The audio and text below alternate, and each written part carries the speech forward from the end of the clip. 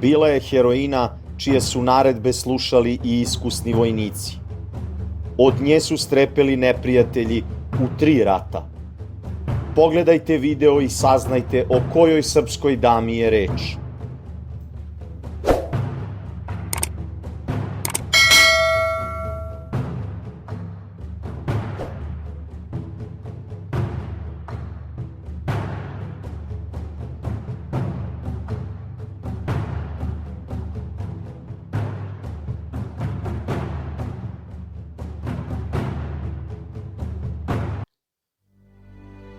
Početkom 19. veka, jedan dorćolski mesar Jovanović često se žalio što nema muškog potomka. Velika želja bila mu je da ima sina, naslednika, osvetnika i heroja. Njegova prerana smrt nije mu dozvolila da se uveri da upravo u svom domu gaji velikog junaka, prelepu maturantkinju Beogradske gimnazije. Sa prvim naznakama o ratu protiv Turaka odlazi u narodnu odbranu. Njen cilj je jasan – pridružiti se dobrovoljcima. Srbija na Turke šalje junake, a ne maturantkinje. Bio je odgovor na njenu prijavu koji je nije obeshrabrio, već joj je dao podstrek da ponovo pokuša. Nude joj mesto bolničarke, ali ona zahteva pušku.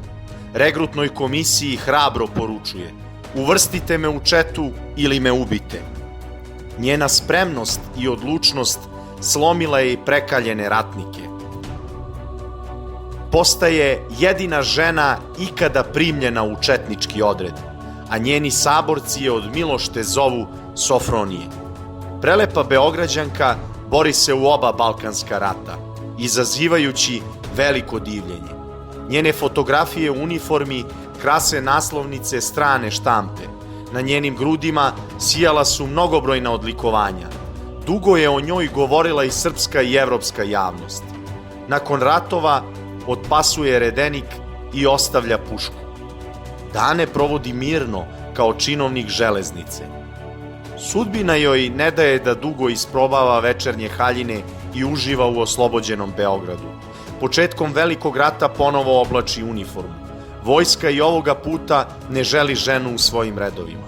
Međutim, ovu odluku menja legendarni četnički vojvoda i major Voja Tankosić. Primaju je u Sremski dobrovoljački odred. Kao istaknuti ratnik i gerilac savetuje mlade regrute. Sa njom na položaju vojnici pokazuju čuda od junaštva. Avgusta 1914. Austro-Ugari traže predaju Beograda. Lično je odnela odgovor neprijatelju. Sa prekaljenim četnicima noću prelazi Savu i u zoru razoružava posadu karaule kačeći srpske zastave. Jednu zastavu kači kao znak da je zadatak izvršen, a drugu kao traženi odgovor.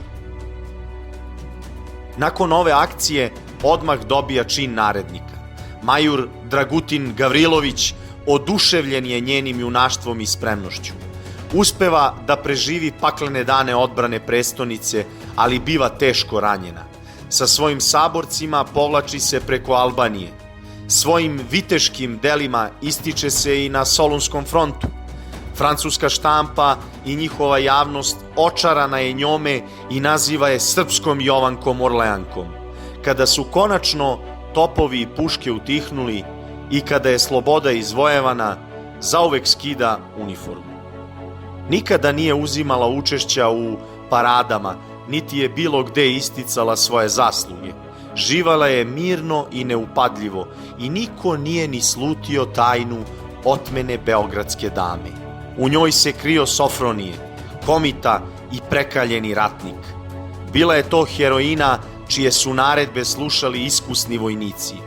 Junak od koga su strepeli neprijatelji u 3 rata i jedina žena četnik čija su nedra krasila 13 visokih odlikovanja. Bila je to Sofija Jovanović.